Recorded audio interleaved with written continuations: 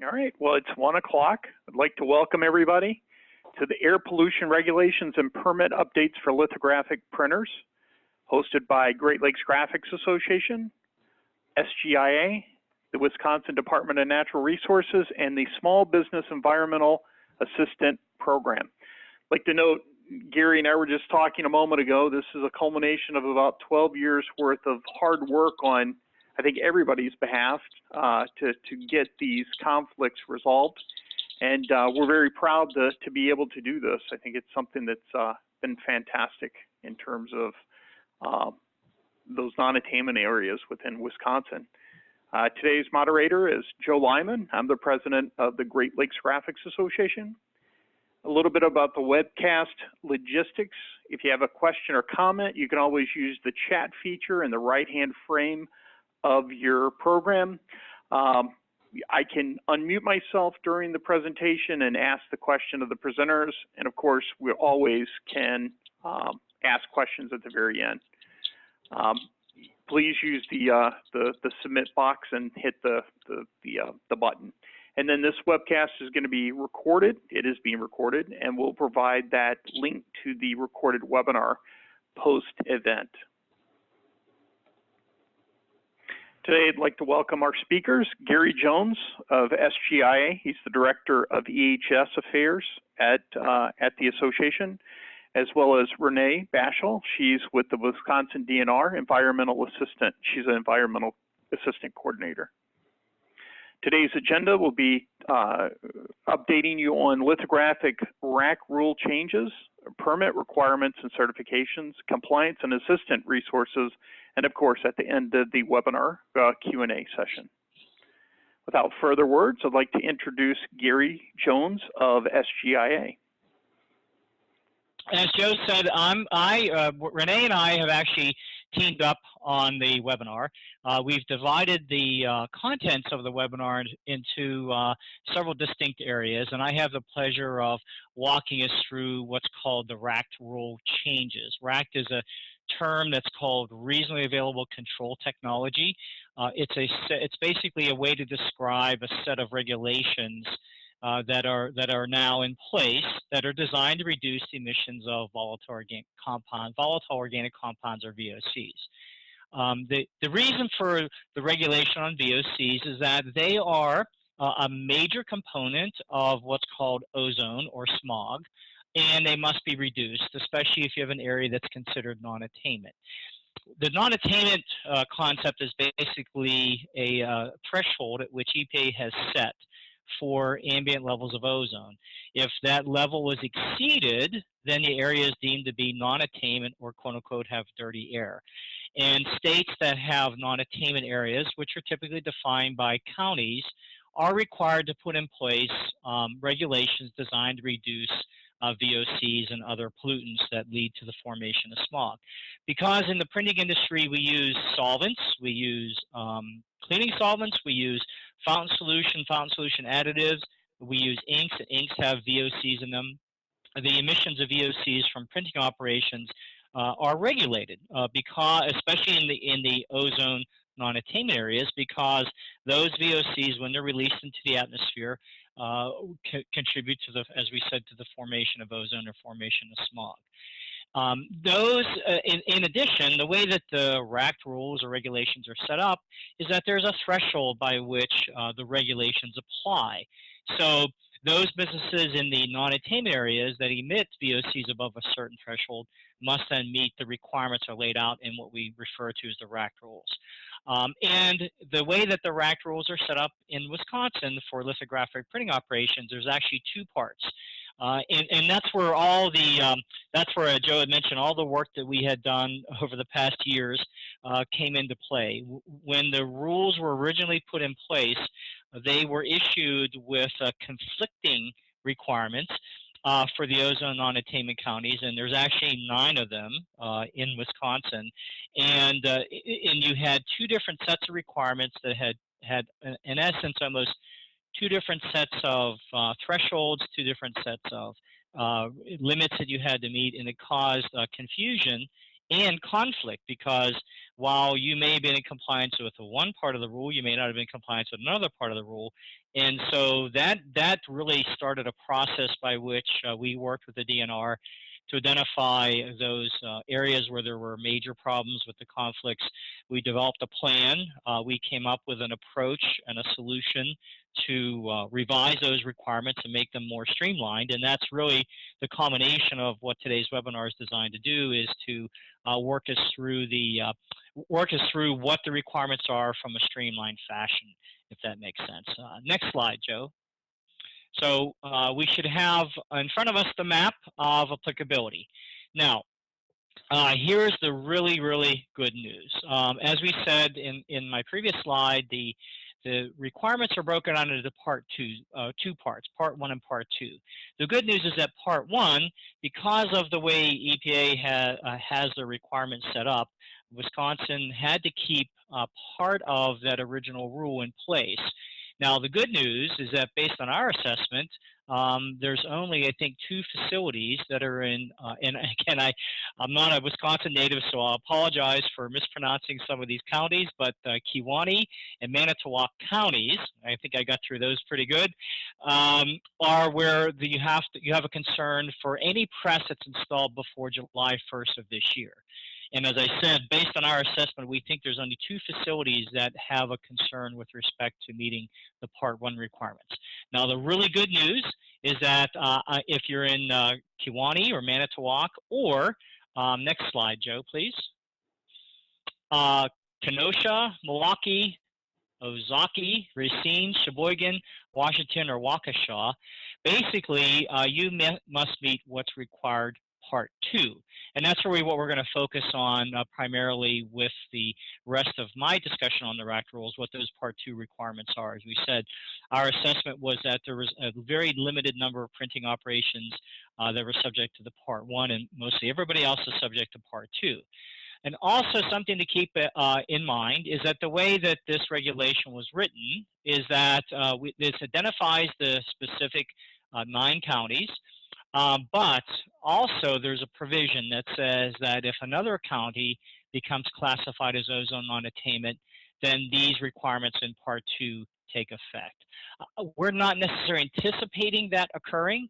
I think the ozone non-attainment counties have remained pretty consistent in Wisconsin, and you can see it's where the larger population centers are, and there's obviously an effect of pollutants that are being blown into the state as well from nearby states. But I think these have remained relatively stable. We don't think we'll be adding. I don't think there are going to be any more new non-attainment counties, and our goal, obviously, with all these regulations is to reduce the number of non-attainment counties, or those counties that are not meeting the ozone standard. Next slide, please, Joe. Okay, so this is Part 1. Basically, what we're going to do is I believe that there's really not anybody who's subject to Part 1 on the webinar. So what I'd like to do is perhaps just skip over that. The thing to keep in mind is that the requirements for Part 1 would only be subject to presses installed in Kewaunee or Manitowoc County before July 19, 2019. Pretty much anything installed after that date or anything in the remaining counties are subject to Part 2. So, Joe, can you move to the next slide, please? So, who must meet Part 2? Basically, what we need to focus on in terms of Part 2 is the threshold for applicability. So, again, presses located in non-attainment counties that were in the yellow in the previous slide, and the presses installed in Kewaunee and Manitowoc on or after July 1st must meet Part 2. If, and this is important, the second bullet, is if your actual emissions from all lithographic presses is 3 tons of VOC per every 12 consecutive months or more. And again, the key thing here is that if you have a heat set press, that 3-ton threshold is before control devices. So, for example, if you have a heat set press that has an oxidizer associated with it, and that oxidizer achieves a certain % reduction, you need to count the emissions before you would look at the reduction as a result of the oxidizer. So, essentially, that threshold is 3 tons of VOC per 12-month consecutive period. Now, to make life a bit easier, there is a translation that we've done with the help of Renee and her group to look at more of a, 3 tons. Man, what does that mean? That's a hard number to get my head around because, I don't buy tons of stuff. So what does 3 tons of emissions equate into? So if you have a sheet fed or non-heat set web, basically, that's about 760 gallons of cleaning solutions and fountain solutions per year as a 12-month rolling material use number. And if it's a heat set, it's about 5,400 pounds of ink, cleaning solutions, fountain solutions, and other materials combined. So just to give you an idea of a rule of thumb, so if you're a smaller facility and you don't purchase, your sheet fed facility, you don't purchase, anywhere near 768 gallons of cleaning solutions and fountain solutions combined, you really don't have to necessarily worry about it. But if you do happen to use more than that or purchase more than that, then you probably want to, what I say, sharpen your pencil and do the calculation. There are some calculation sheets that Renee has developed that's available, and we're here to help you through any of those calculations you might have. Next slide, Joe, please. Cleaning solution limits. Okay, so now I've exceeded the 3 ton per 12-month consecutive period. What do I have to do? Well, as I had mentioned, there's limits on the materials that emit or contain VOCs. There are significant sources of VOCs in lithographic printing are typically going to be cleaning solvents. It's going to be fountain solutions, and generally inks. And that's where the focus of the limits lie. So what I want to do is direct your attention over to the far right-hand side of the table, and that's part 2. So for cleaning solvents, I have to meet one of 2 limits. I either have to have a material that has 70% or less by weight, that's what the BW stands for VOC content, or less than 10 millimeters of mercury of composite partial vapor pressure. And that may be a foreign concept to you, but what I would suggest is that you look on your safety data sheet in the physical ingredients section of the safety data sheet, because the physical ingredients section typically will provide the vapor pressure of the material. It's one of the elements that OSHA requires on the safety data sheet. So you can look there. If you don't have it identified on your safety data sheet, then you can go back to your vendor, your manufacturer, and ask them for the vapor pressure of the VOC. Now, that again, it's a composite VOC partial vapor pressure. So the purpose of this condition is to look at reducing emissions from cleaning. You can do it one of 2 ways. You can either limit the amount of VOC that's in the material, or you limit the vapor pressure. And the reason why you limit vapor pressure is you think of vapor pressure as a way to look at the tendency of a material to evaporate. So materials that have a much higher vapor pressure, for example, acetone, which many people are familiar with, the vapor pressure is well over 100 millimeters of mercury, so you know that dries very rapidly. So these materials of 10 millimeters of mercury or less are materials that are going to dry more slowly, and therefore, if they dry slower, you actually reduce your emissions. And from a cost perspective, using materials with a lower vapor pressure costs you less money because a lot of it isn't going in the air. You get to use the solvent that you're purchasing for the cleaning purposes instead of letting just evaporate into the air, and it makes for a much healthier workplace if you have materials that have low vapor pressure. So I think there's a lot of advantages to using the low vapor pressure materials.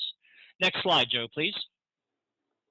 Fountain solution. Again, as we said, fountain solutions can be a significant source of VOC, and there's limits. So depending upon the type of press that you have, there are different limits that need to be met. And it depends on whether or not that you refrigerate your fountain solution. If you have a recirculating system that has a cooling or a chiller associated with it, you're allowed to have a higher VOC content in your fountain solution versus one that isn't. Because when you refrigerate, you retard evaporation, you slow it down, and therefore refrigerating your fountain solution will reduce overall VOC emissions, plus it gives you a better control over your process whenever you refrigerate your fountain solutions and dampening solutions, so there are advantages associated with that. So if I have a sheet fed press, for example, my VOC limit is 5% or less by weight, if not refrigerated, and 8.5% by weight if refrigerated. And in particular, in the instances of sheet fed presses, because isopropyl alcohol, while not commonly seen frequently. I have seen facilities where they're still using a little bit of alcohol, depending upon sometimes substrate. That VOC for sheet-fed presses, that can be a combination of alcohol or alcohol substitutes. So you're allowed to use a little bit of alcohol if it's required, and generally that tends to be more on the tougher substrates, like for example printing on plastics, printing on metal. Sometimes you require some isopropyl alcohol in the fountain solution. Generally, what I found is that with the improvements of chemistry today, improvements of water quality, sometimes facilities have water treatment systems or reverse osmosis in the chemistry and surfactants. Alcohol really is not common anymore that I see in a day-to-day basis. If I'm a non-heat set web press, it's less than 5% and no alcohols. And again, in heat set press, it gets a little interesting because you're allowed to have alcohol, but if you have alcohol, you're limited to a lower amount. And then if you have alcohol substitutes, you're allowed a higher amount, less than 5% if you're running substitutes. And I would say, in my experience, I've not seen a heat set web press that's been running alcohol in quite some time. So most facilities now are running alcohol substitutes for their wetting additives. Next slide, please, Joe. Limits on ink. Okay, so here's the good news. For sheet-fed and non-heat set web, absolutely no limits on ink. There's no VOC content limits that you have to be concerned about. There's other print processes, the limits for other print processes, they limit the VOC content in inks, but in the case of lithographic inks, there's no limits, and that's primarily because for sheet-fed and non-heat set web, most of the VOC that's in the ink doesn't evaporate. It's a very, very high boiler, low vapor pressure material. We've done studies to show that the ink stays with the print. Those are accepted by EPA and accepted fairly universally throughout the country. So as a result, there's really not limits that we have to worry about. Heat set's a different story. Now, heat set presses, because of the way that the inks dry due to evaporation, there really isn't a limit on the VOC content because you can't limit the VOC content in heat set inks and expect them to dry. For example, you can't put a lot of vegetable oil in a heat set ink because the vegetable oil doesn't evaporate. So our choice really is to go with the use of add-on control devices. And so depending upon when your control device was installed, and this is key, if it was installed on or after May 1st, it's 95% destruction. If it was installed on or before, or I say before May 1st, 2010, sorry, I missed the 2010 date, then you're at 90% destruction. So in other words, if you have an older control device that was installed prior to the May 1st, 2010 deadline, the limit is 90% destruction. If you have a newer one, then it's a 95% destruction. Now, also, you have an option either to measure when you do your compliance test, you either measure the inlet and outlet, or you demonstrate the outlet concentration is less than 20 parts per million by volume of VOC, and it's usually measured as hexane. So you have an option when it comes to compliance testing, and that actually can save you some money when it comes to compliance testing for those on the webinar that have heat set presses. So next slide, please, Joe. Exemptions. So there's some exemptions that are in the regulations. The first one is that the state, as well as EPA, recognized is that if you have a 70% by weight cleaner or less than 10 millimeters of mercury, sometimes those are not powerful enough to do some cleaning that you need. So there is an exemption that you're allowed up to 110 gallons on a 12-month rolling basis that do not meet either one of those limits, so that's good. For fountain solution, any press with a total fountain solution reservoir of less than 1 gallon, you don't have to meet the VOC content limits, and that's going to be typically this very small presses like the duplicators, perhaps like a jet press, for example, for printing envelopes.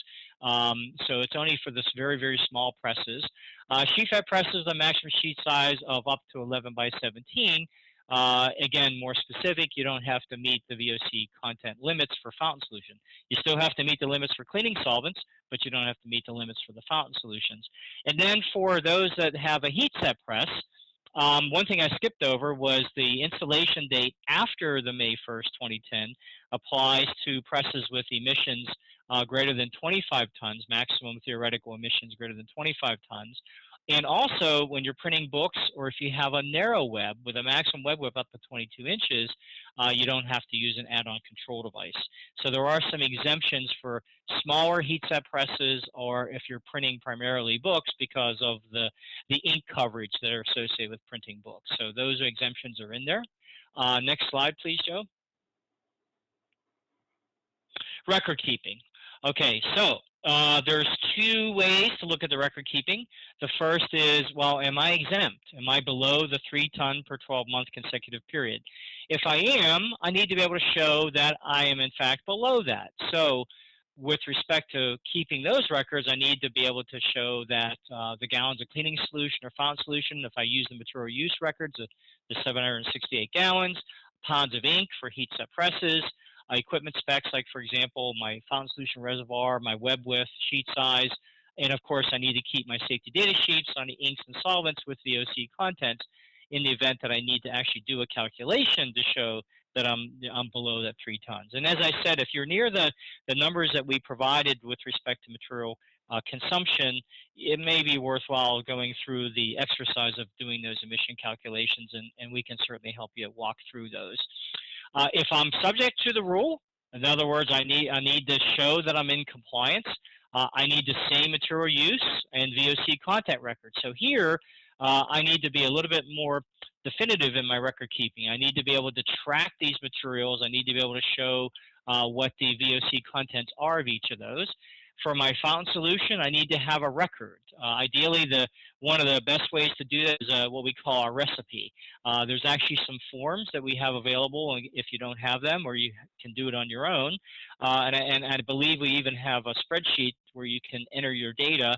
So you would put in, for example, the concentrate, the ounces per gallon, the VOC content, and it would calculate the as-applied VOC content. So you need to be able to show that you're meeting the limits that we went through on the table. If I have if I'm using refrigeration, I need to monitor my temperature. For example, on the fountain solution, I need to record that and keep that on a log. If I have a control device, one of the key parameters for my oxidizers, if I have a heat set press, is to monitor the temperature of that unit on a continuous basis. And then I also need an operation log for my control device. If I have monitoring equipment for the control devices, and identifying those which are being controlled. The condition, basically, it says that if you're printing with your press, with your heat set press, and those emissions need to be ducted to an oxidizer, and you need to make sure that the oxidizer is running at all times that the press is running. So that's where your logs are going to come into play, because you'll be able to show, yes, when my press is running, my oxidizer was running, and therefore I was in compliance. I would need my stack test information for my oxidizer. I would then need my monitoring records to show it's operating properly. So obviously, if you have a heat set press, there's a lot more record keeping that's required with respect to demonstrating compliance than you would have, say, for a sheet fed press, because you don't have the complexity, so to speak, in terms of dryers and control devices. Next slide, please, Joe. I think, okay, compliance certification. I believe this is my last slide. So with the update to the regulation, there is a requirement that you certify that you're meeting the requirements. You actually have to identify the options that you're going to be using for compliance. And that certification is due within 180 days of the installation of a new press. So the key thing here is if I'm in the non-attainment counties and I install, if I'm in the Part 1 areas or the Part 2 areas, install my press in the Part 1 area after July 1st of 2019, or any new press installed after July 1st of 2019, I need to submit a certification form. Now, there's not a specific form that is required by the DNR, but we worked on a form and have a sample form that makes your life a lot easier. The link is on this slide, and then also you should have received a one-pager that would also have a link to the certification form. And if you need help, you can certainly let us know, and we'll be more than happy to get you to the certification form. But that needs to be submitted to the DNR for any new press. And as I said, the key date here is within 180 days of installation of that press, and you're subject to the rack rule. So that means I'm above the 3 tons, and I'm above the exemption levels for a few of those presses. I need to show that I'm in compliance. So next slide, please, Joe. Okay, so at this point, I'm going to turn it over to Renee, and she's going to walk us through air permit requirements and then compliance certification under the air permit requirements, and then talk to you about the resources that she has available through her office. Yep, thank you, Gary. Yeah, we thought, since a lot of these new RACT rule changes are mainly impacting the new press installation, that we wanted to give you some reminders about different permitting impacts that might come along with installing a new press or making any other changes at your facility.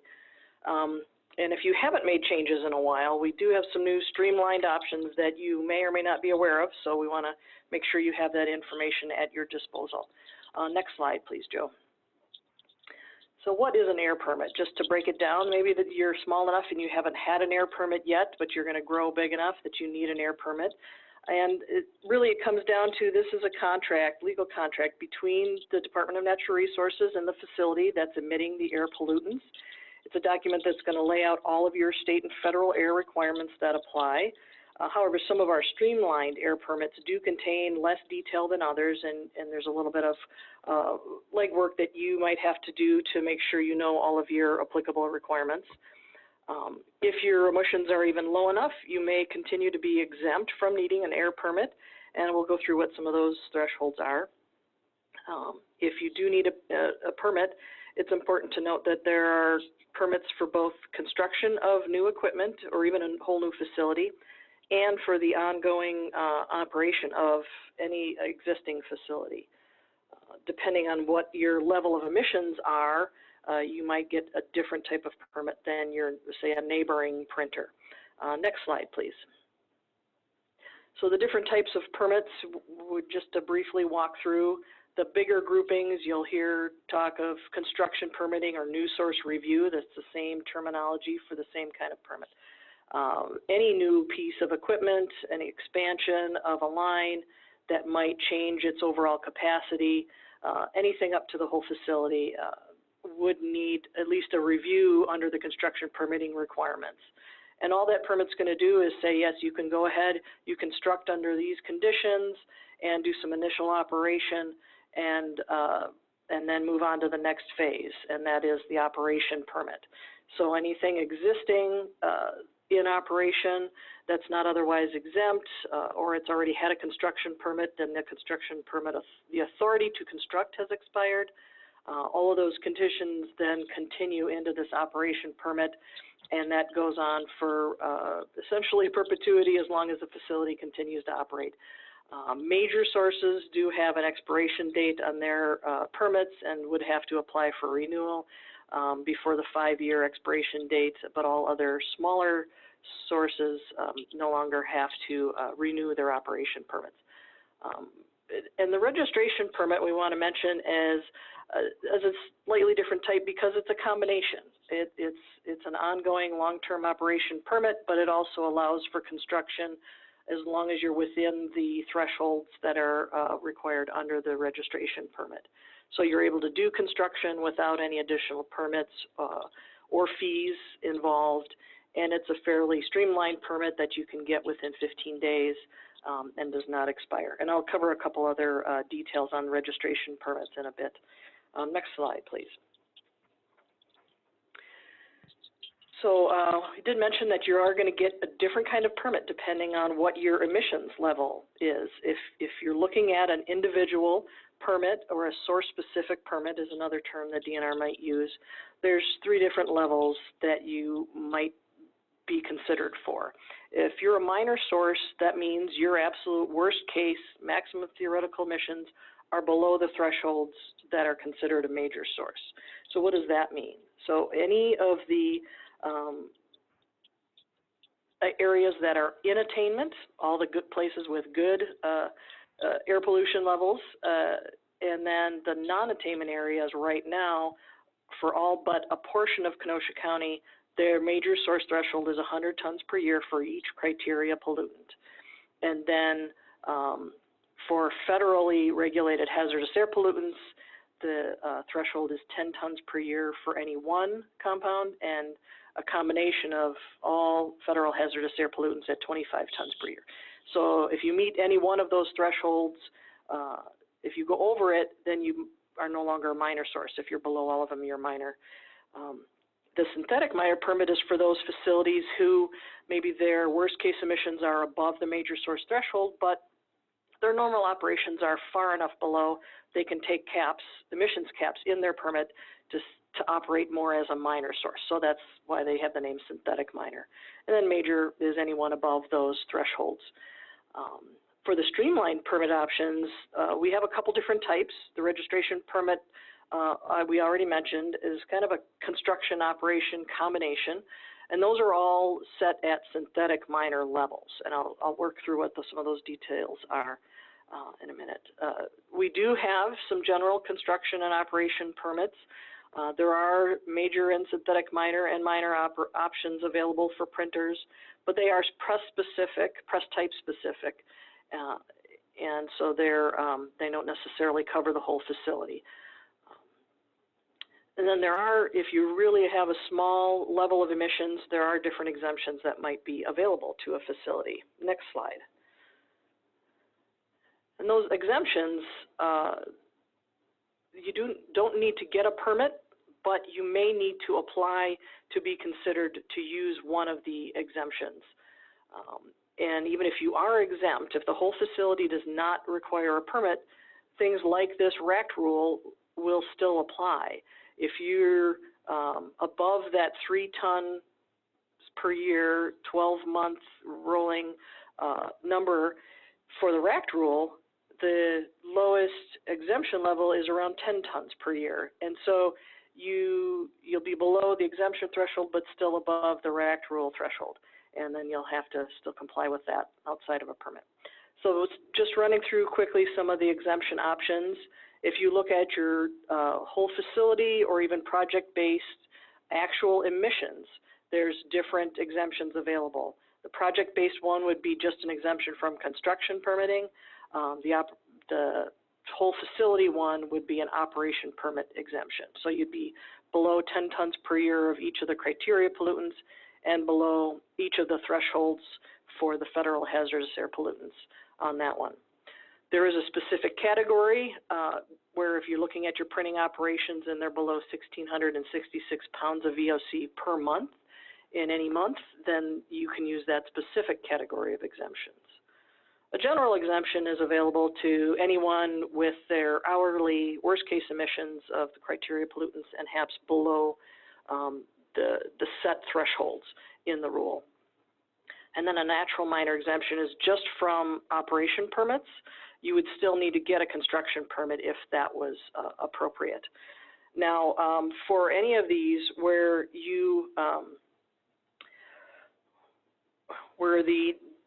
need to ask the department to say revoke existing permits. If you're going to get an operation permit exemption and you have old operation permits issued, you want those revoked to then operate under this exemption. So you have to apply for that to have the department take those actions. The general and specific category exemptions, normally you don't need to apply for those. You keep the records and you can demonstrate that you're meeting those exemptions. But in any case, it's always an option to request the department make a determination on your exemption status. Next slide. So we've talked about some of the registration permit options just generally, but I wanted to highlight the 3 different options that are widely available and in wide use right now. I think we're up to about 900 total registration permit covered facilities and around 70 for the printer-specific registration permit. So each of these ROPs, they all will allow for construction without additional permits if you continue to meet the emissions caps in the permits. The benefit is there's just a 15-day waiting period before you get covered by the registration permit as soon as you get in a complete application that the registration permit coordinator can act on. As you do that, if you do make changes and you notify the department, there's no additional permits or fees that are filed or required for that construction activity.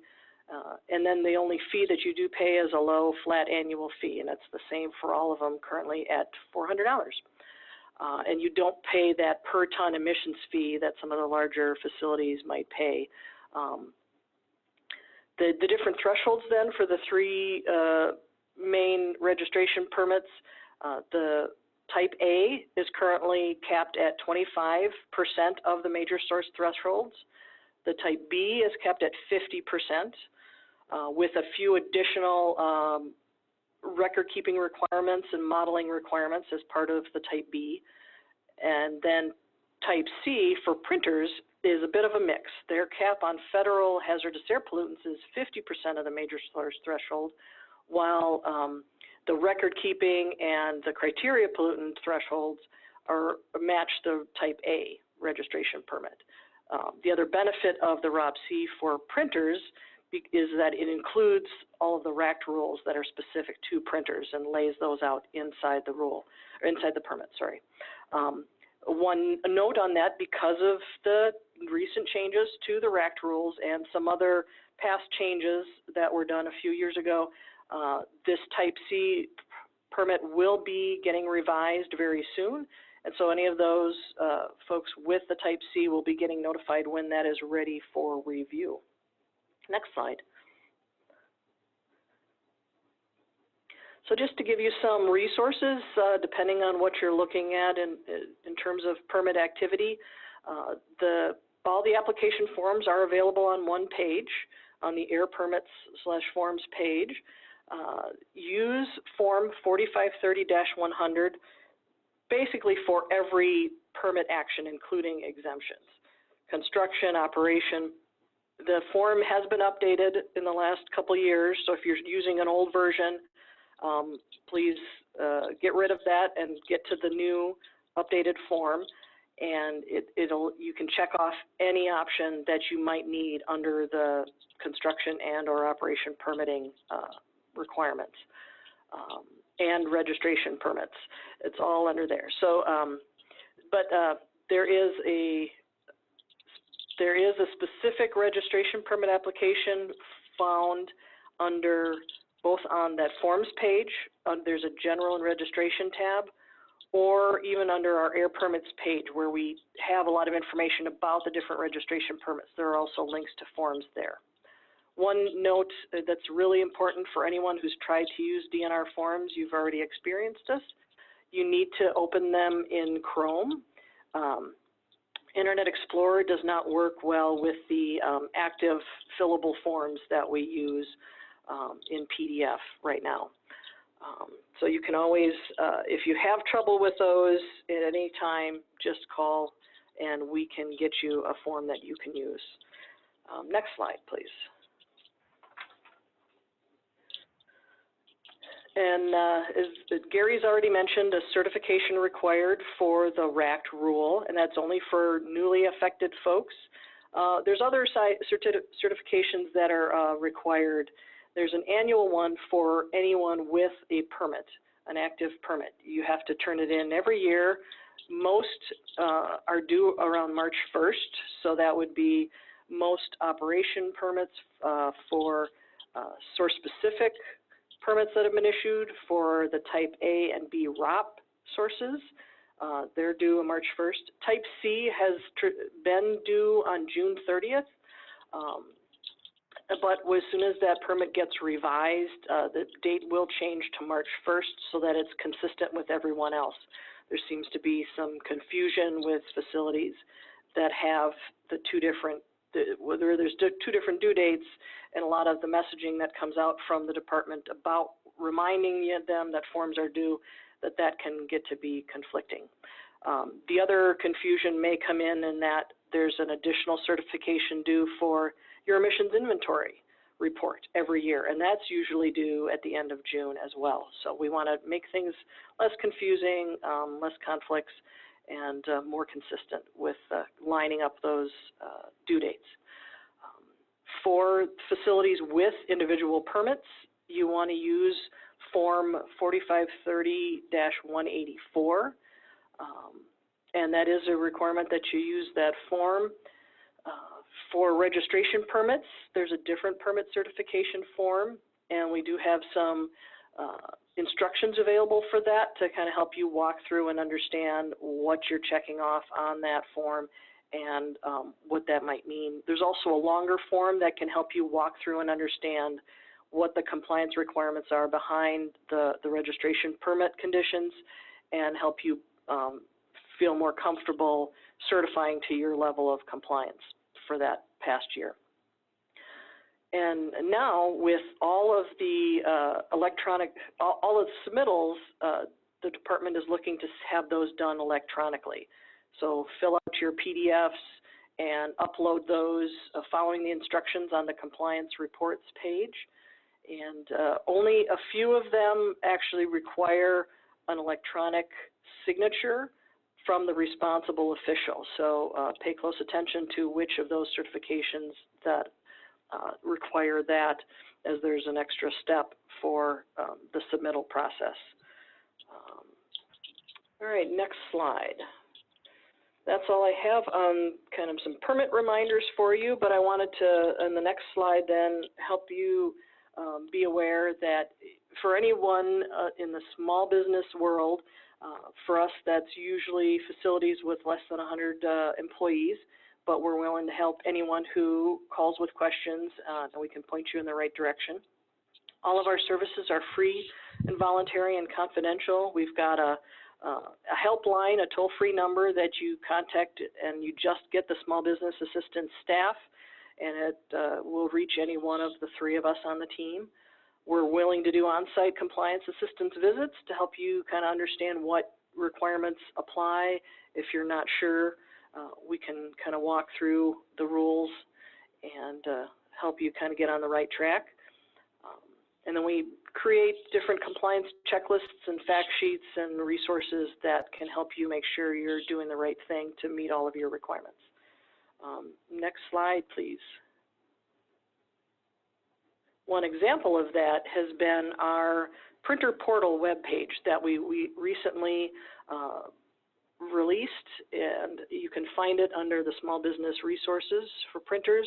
We've got a little bit of something there from each of the programs. The environmental tab on that includes all of the environmental results program workbook chapters that we've maintained for the last, I want to say 10 years now. Green Tier tab has some information about how to get involved in the Green Tier program, and then we have regulatory information on all of the other tabs. Were you going to jump in, Gary? No, I was going to say that printer portal is an excellent resource, and it really gives you tremendous amounts of information and links out to really almost everything that you need in terms of your compliance questions. Yep, and you can see just on the screenshot, if it's not too small on your screen, we've got an updated fact sheet that talks about the changes to the Lithographic Printing Act. We've got a link to the current version of the rule. We've got that a couple different calculation sheets linked there, and the certification, the compliance certification form is also linked there a little bit lower on the page. Next slide.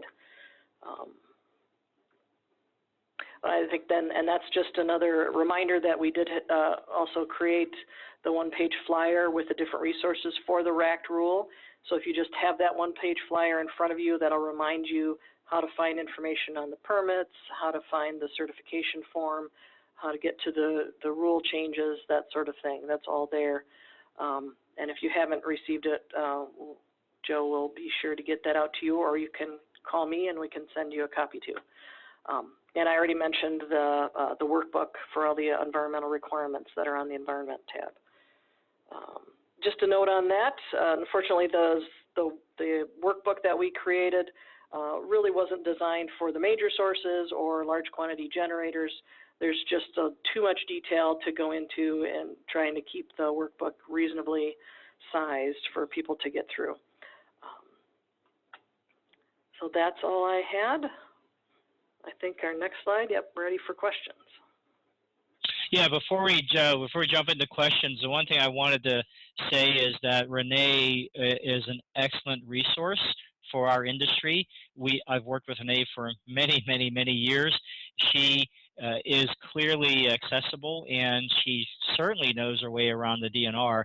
If it's something that she can't answer directly, she knows the folks within the DNR to ask the questions of and get back to you. And as she said, all the services and all the questions you ask of her are done in a confidential nature, so you can feel comfortable in reaching out to Renee and asking questions. And she's an excellent resource, and she has worked very hard over the years to pull together information to make compliance as easy as possible for the printing industry. So, excellent. Well, before I unmute everyone, I just want to thank Renee and Gary again for all the hard work they've done. It's been a long road to get this approved by the DNR, and I think certainly we're ready for the next round, right, Gary?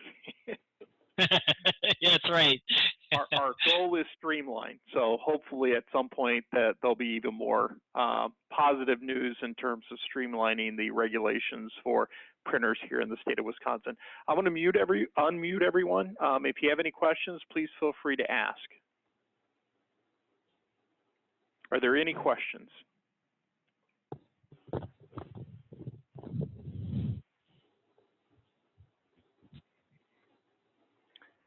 Any questions at all? Yeah, I would say, as you're thinking of your questions, one thing I wanted to mention, as Joe alluded to, is that the GLGA has formed with the DNR a printing council where we meet actually on a monthly basis with Renee and other key representatives from the DNR staff on regulatory issues, and of course focusing on streamlining the regulations. That's one of the bits of our charter.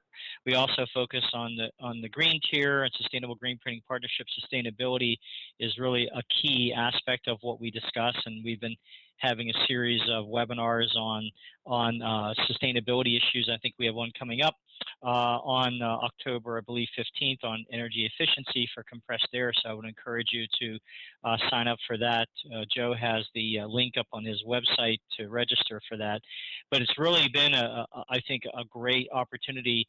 And also what I want to say, if you have issues or questions or concerns with regulatory concerns, you can reach out to me, Joe, you can reach out to Renee. We can make sure that we bring those issues up in our discussions with the DNR, because it is a great opportunity to understand where the pain points are, where the problems are with compliance, understanding what needs to be done, and ways that we can improve it for you guys. I mean, we're here to help you service the industry and to provide that support. So. Excellent. Are there any questions?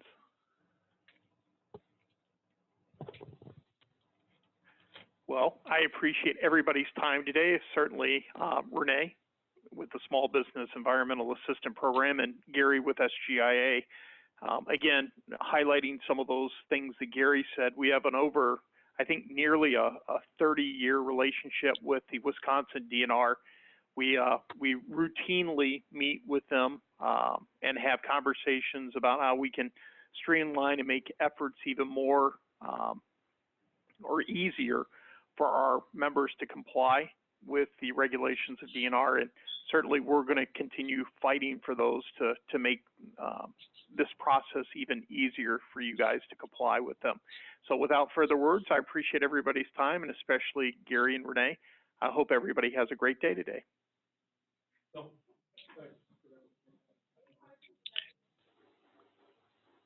Take care.